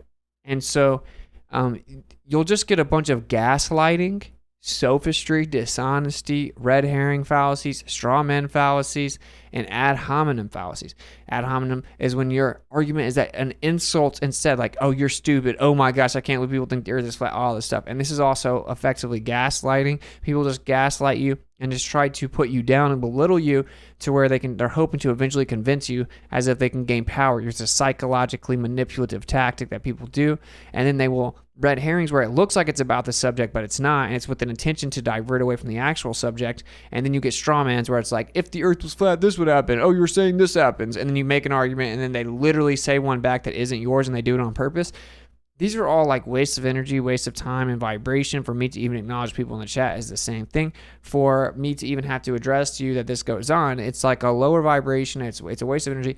And think about it. You don't want to associate with those kind of people, right? You like the kind of people that, if I was new to flat Earth and I came on here and I saw like these anti-flat Earthers stalking like a channel like mine, or stalking Taboo Conspiracy, or stalking any other flat, like if I go into Jaren's live stream because I just heard about flat Earth and I'm like, I wonder what this is about, and I saw a bunch of Globers stalking his channel, I'd be like, this is so weird that people are like really mad and upset and think it's a globe, and they're coming here like attacking Jaren and obsessing over him day in and day out and like following every aspect of his life for years. I would think that's so weird. I'd be like, there must be something to this, because I would never be here if I find out that flat Earth is wrong and you can prove it wrong, and it is obviously a globe. Why would I ever look into it again? It would be such a waste of my time. The last thing I would do is obsess about it all day, every day. And so you don't want to associate with someone that acts like that. Like, those people are literally just a waste of time and energy, and they are actually, frankly, it's the only way that they can get attention. So I think that's what the censorship has done to us. The censorship has made these people as if they have some type of voice that's valuable or important or relevant, because we're crammed to this corner, and then they stalk us into the corner, and they constantly try to beat you up and gaslight you and demoralize you. And it's because they felt attacked their whole life. I empathize with them in a way, because they felt like they've been demoralized their whole life. So now they finally got the opportunity to come try to talk down to someone else and try and belittle them and stuff like that. And so who cares about any of that? Like the last 5 minutes was lame. But the point is, open-minded people that want to know the truth, they're going to look at this and be like, yeah, wow, I did hear that southern flight paths prove that the Earth's a ball, but then Austin pointed out to me that actually they only report 550 mile per hour speeds, but then when we look into it, they're obviously going much faster in one direction because the time span difference goes anywhere from 2.5 to 4 hour differences, and sometimes even greater than that with, drastic, those aren't as rare situations.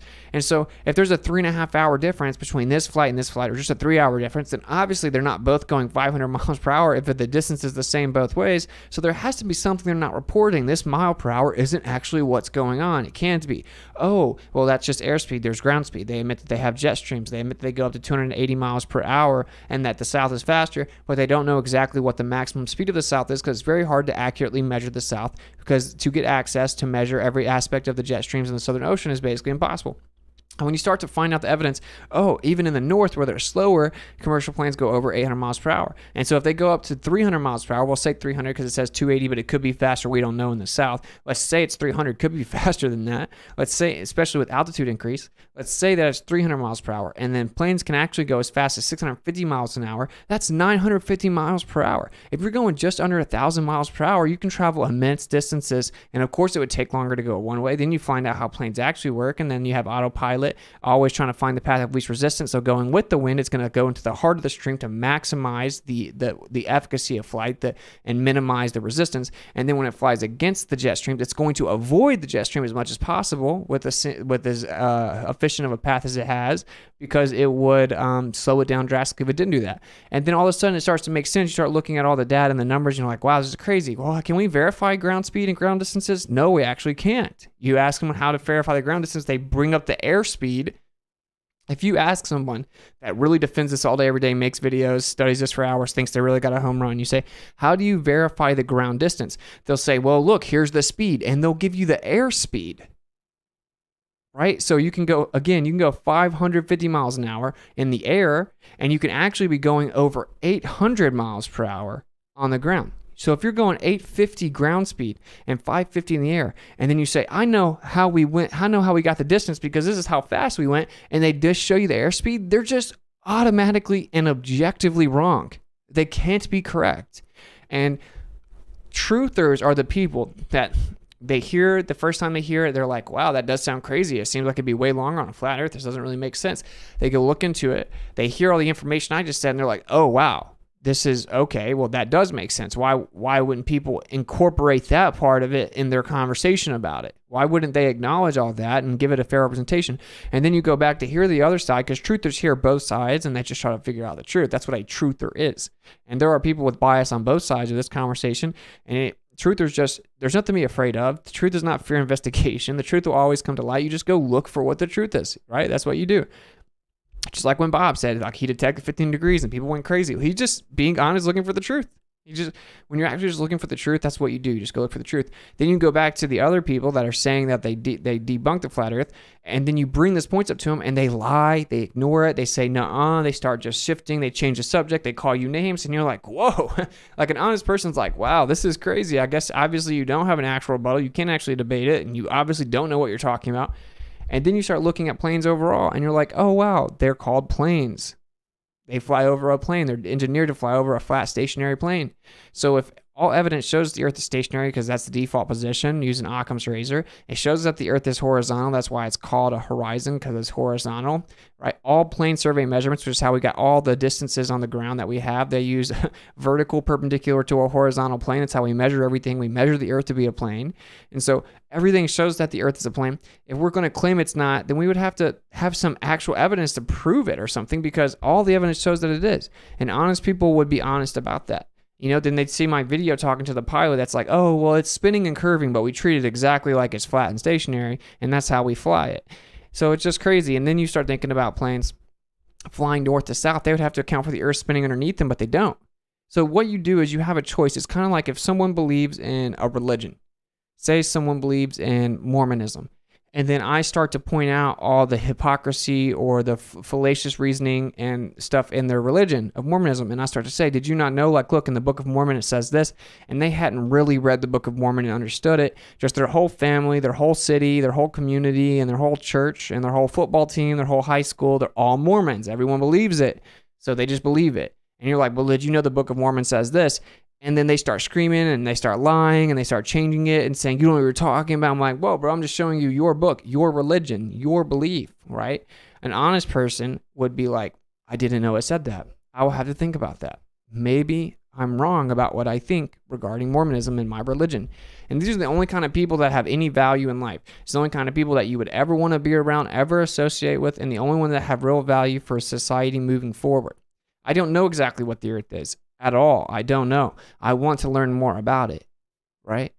I don't know exactly what it is. It could be so much bigger than I can even fathom. It may be something that you can't even actually give the idea of, or the denotation of big to, because it doesn't have a size. I don't think it'll ever be measured, but I don't know what it is. I don't know if there's tons of land outside of here. I don't know if there's 2 sets of stars. I don't know if it's like an electric magnetic field above us with 2 sets of stars and 2 rotations. I don't know if the center is where we think that it is. I don't know if there's a quadrupole based on the magnetic declination. I don't know if there's a floating mountain in the middle. I don't know if it's actually the base of a tree that used to span over the whole earth. I don't know if there's this magnetic toroidal center that you can't enter based on your material inaccessibility, because it would literally not let you because of your matter and the density therein. I don't know. But it's okay to not know things if you're being honest. It's much worse to pretend you know everything, to ridicule people, and to lie about something that you don't actually know. It's very bad for your soul and for your spirit. And so, long story short, planes do nothing but give evidence to flat earth, just like we saw with the planes that they fly. Like, dude, all the radars, they take your central position, they extend a coordinate system, a Cartesian coordinate system out from your central position, horizontal out from your position. That's how the military gets their positioning, how they find their enemies. They take their position as a central position, and then they extend a Cartesian coordinate system in all directions horizontally. That's how they get the bad guy. That's how they get target acquirement, and that's how they find them. So there are real people going out in real life, hundreds of miles away, taking this flat Cartesian coordinate system and then hitting their targets, not accounting for the earth dropping underneath them, not accounting for the earth spinning underneath anything, and hitting their targets. Ballistic missiles, shooting the ballistic missiles as if the earth is stationary and a plane. The military is building electromagnetic weapons, shooting it out as if the earth is a dielectric plane. And so you start to wonder, like, well, then why is this such a misrepresentation that, like, anyone that would ever consider that maybe the earth's a plane is insane? Because if it really is a globe, you wouldn't have to call people insane for not believing it, because all the evidence says that. So, like, you would at least have to be honest about it, and people aren't, and that should make you think. Like, if you fly the plane north to south and a ball spins underneath you, you would have to adjust for it. You would have to bank to the left, and then you would have to accelerate forward to keep up with the earth that's accelerating away from you. If you didn't do this, and you just maintain a constant speed and didn't bank constantly to update for it, which they do not, they just adjust for wind, right? And you didn't bank consistently to the left, updating for it, then you would be off by thousands of kilometers in just like 5 hours, right? So if you're off by 1,000 miles or 1,500 miles in just a 5-hour flight or so, then you obviously wouldn't be able to successfully do anything with planes in the real world. And people try to say, oh, well, the wind blows and it's so much stronger that they don't have to account for coils. The wind blows in all directions. So if the earth's spinning underneath me this way and the wind's blowing me that way, I have to adjust back over. I would have to adjust additionally to staying back over where I was because of the wind. I'd have to keep going more than that to keep up with the earth, and I would have to accelerate forward. You can look at autopilot's blueprints. You can look at all the manuals, and they don't do that. Autopilot doesn't do that. And whenever someone flies a plane manually, which they all have to be able to do, although 99% of them now are just autopilot beginning to end, they would have to know this is a thing, so they couldn't fly north to south unless they knew they had to account for Coriolis in a singular direction, accelerating forward to catch up with the accelerative frame of reference of the Earth underneath it. They don't. So when you start to learn about this stuff and see this stuff, you know, it's a totally different vibe. All of a sudden, everything becomes way different. And yeah, that's what I wanted to cover. I wanted to cover that Southern flights don't do anything to hurt the globe. There are emergency flights. I'll drop the PDF in the Telegram. You can go to t.me/WitsitStreams. I'll drop all the PDFs, and I'll put a bunch of the documents for you if someone's new, because I'm seeing that there are new people coming to this channel that are new to this subject. You can read all the military documents, even the NASA documents about aircrafts and helicopters and jets and fighter jets, and you can see that as soon as a stationary plane for all of them. That's how they're designed, and that's how they're actually utilized, right? And people are like, no, they for navigation, they assume the Earth's a globe. They literally don't. And a circle works perfectly on a flat plane, right? And the military uses flat projections to this day. And then you get to the south and all of a sudden it gets super sketchy. And 95% of the world's population lives above the equator. So in the north, right? So all this, it's very likely possible that you would have no idea what you're talking about south of the equator, the arbitrary line that we call the equator, right? And an honest person would just admit this. And then all of a sudden it starts to make sense. You look into it. So that's pretty much what it comes down to. Like there are many, you can come up with your little story. You can make up your fairy tales. You can sit in your room and tactically come up with ways to lie to yourself, to fight your cognitive dissonance, to desperately attempt to pretend that you have some type of juice or importance and that you can't accept this or go against the crowd or whatever because that's just how you are. But when it comes down to it, and it's real life and not your hypothetical, there's an emergency landing. They start landing in places that don't make any sense on the globe because people's lives are at stake. If they didn't do something properly at that moment, they would die. They would crash in the ocean.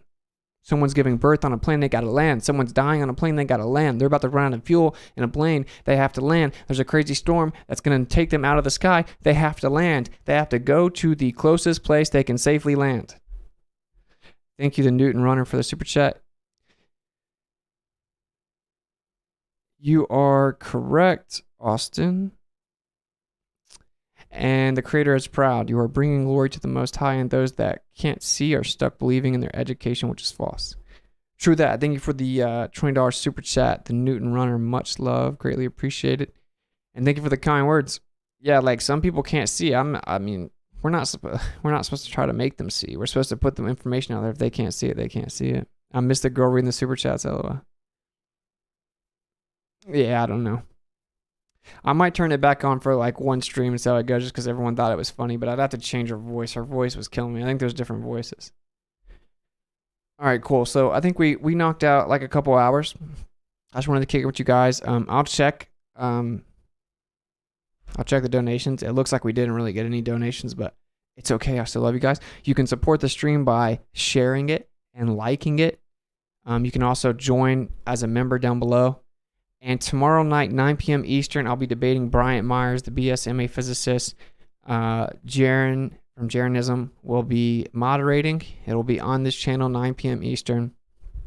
And should be cool. There'll be question and answers. You can send your questions at me or at him. They'll be read off at the end. Actually, anyone that sees this that wants to help me out, maybe could compile the super chats just in case Jaron gets caught up and gets busy and misses some. Because it's going to be on my channel. So he's not going to see the super chats behind the scenes or anything. I think I might can give access to him. I'm not sure. But if someone could pay attention to the super chats and type them down, can reach out to me, email me at witsit@protonmail.com to make sure that we don't miss any. And that would be cool. And also, Flattoberfest, October 21st to the 23rd, I believe. But you can go to flatearthfestival.com, get a P.O. box. Oh, man, thanks for reminding me. Tomorrow's Friday. I'll get a P.O. box tomorrow. Let me put it in my notes. I'm going to put in my notes for you right now because I do keep forgetting. All caps. Get a P.O. box. I don't know how much those things cost. Are those things cheap? Your boy is super broke right now. So our P.O. box is cheap? Does the chat know?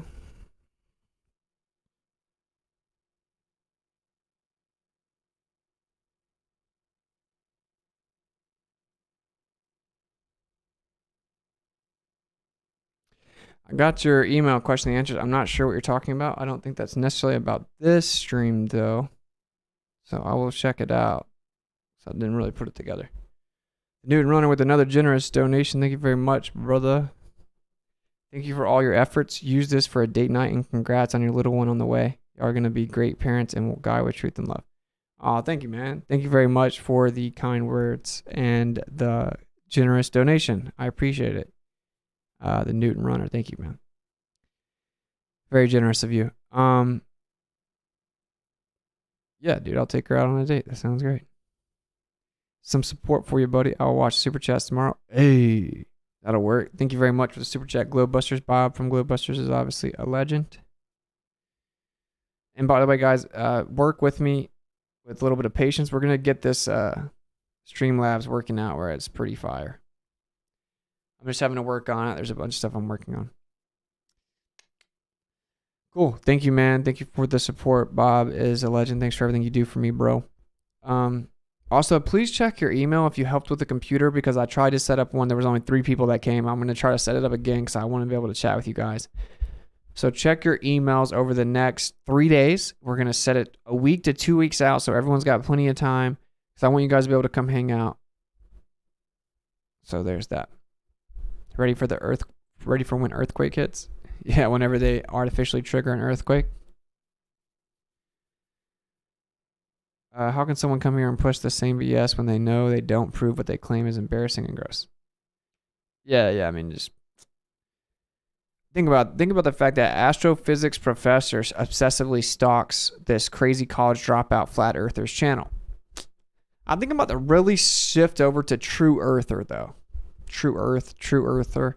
Because I just want to know what the true earth is. It's a more accurate denotation. Like, I don't claim to know exactly what the earth. It is a topographical plane. It's stationary, but I don't know exactly what it is. I don't know any metrics. I just know they lied about the earth. It is objectively not what they said it is. And I'm a true earther. I want to know what the earth truly is. You know what I'm saying? But yeah, thank you guys for that. I guess I'll check. I would normally see if anything pops up. If you want to support the channel via donations, you can go to WitsitGetsIt.live. Hey, Ron Diggity Preppa became a member. Hey, everybody. Shouts out to my guy becoming a member. Let me make sure you can see it.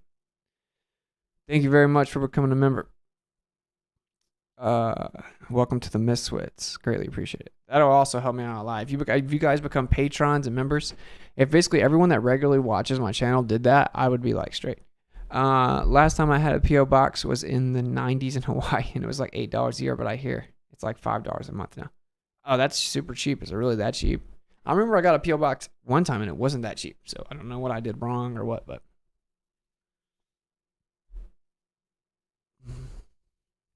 got ripped off 170 online today. Dang, bro, what are you doing, man? Well, yeah, dude. Obviously, you can only help as you can, man. Look at you with that green name out here now. Occam's razor is flat. Occam's razor destroys the globe. All right. Thank you guys for kicking it. You can go to WitsitGetsIt.live. It's basically a one-stop shop, meaning you can find everything. If you go to the drop-down menu in the top right of WitsitGetsIt.live, it'll bring you to a bunch of my other links. I'll make sure to keep adding to them. We're going to also start covering some stuff they don't want me to cover, where we'll shift over to Rockfin, and then I'll after a couple of days, I'll drop it on Odyssey and BitChute and Rumble and all that stuff. We're going to get all that really rocking out, and I'll drop all the links on WitsitGetsIt.live. The best way to keep up with everything is to go there. And I'm going to find a way to really make sure. Now, it's got some limitations, so I'm trying to figure out if I need to switch to the website, but I think I'm going to use that one.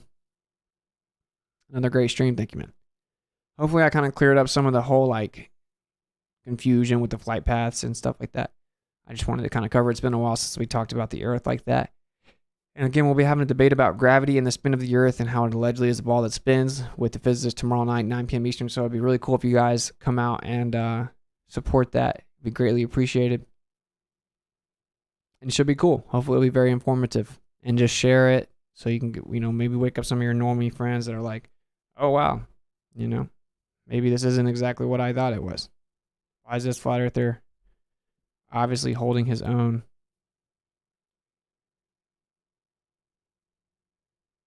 Why is Amazon trying to take money from me? Okay, we got no donations there.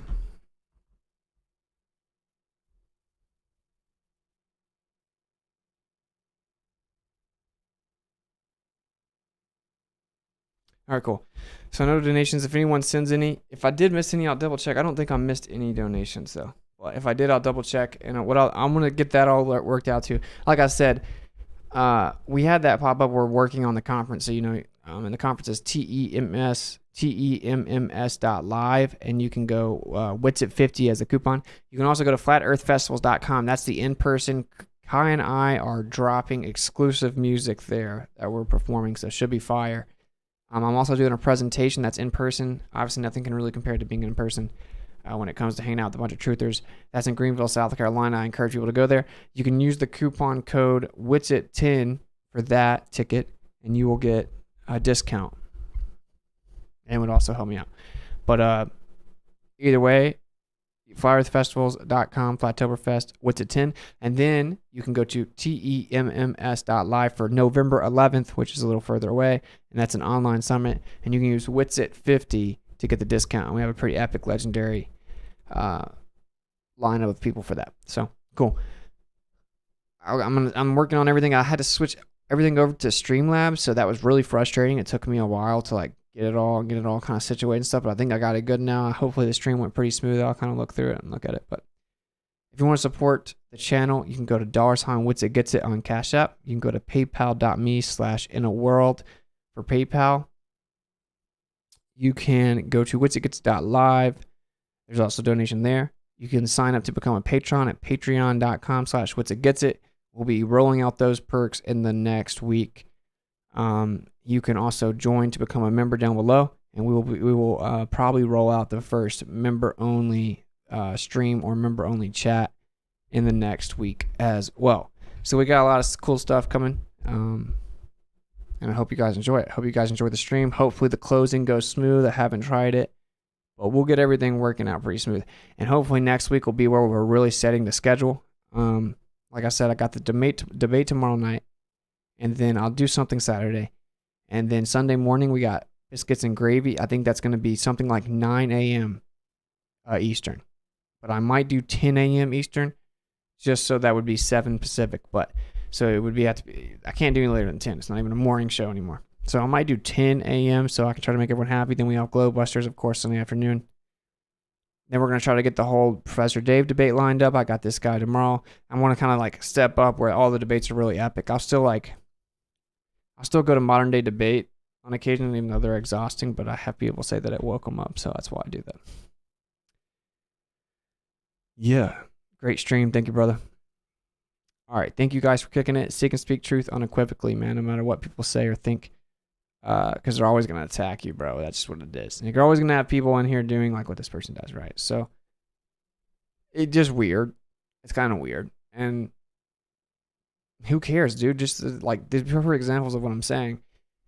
They're always going to revile you for the truth's sake and for his name's sake, the creator's name, right? And just like as in standing for the creator, like the truth, like what's right, righteousness, what's really right, like a moral, like standing up for the defenseless, those being deceived. We honestly believe that we're like trying to help out children being lied to and then told they're a tiny speck of dust in an ever-expanding universe of nothingness where everything came from nothing and lightning struck primordial soup and all this nonsense.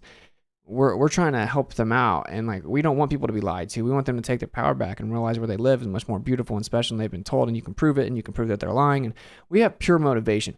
Pure motivation is always going to keep you straight. It's going to protect you, and they're always going to attack you when you're doing that. And that's how you know you're doing something right. So when they revile you for his name's sake, rejoice, for they did it to all the prophets before you. Yeah, so I'll catch up with you guys on the flip side. Thanks for kicking it. We'll see you tomorrow night, 9 p.m. Eastern for the debate, and I'll see you later. Peace.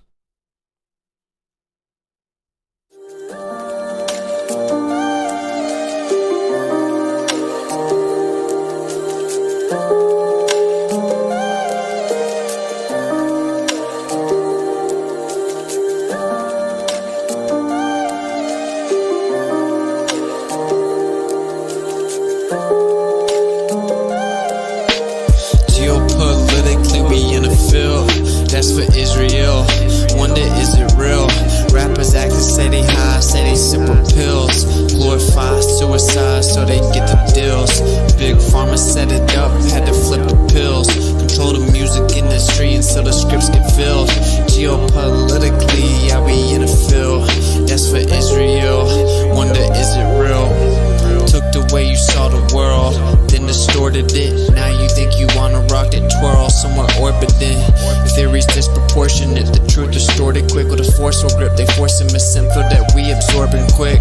Took the people's signature to mean extorted it. They forging it if news anchors informants who informing them. There's a surplus, but they tell us there are shortages. Credit economy mortgages, dollar that's supported with empty fortresses. But what's important is this: we porting ships, important gifts. Of course it is, but extortion is in accordance with an assortment list of foreign tricks we ignoring, which informing this, informing this.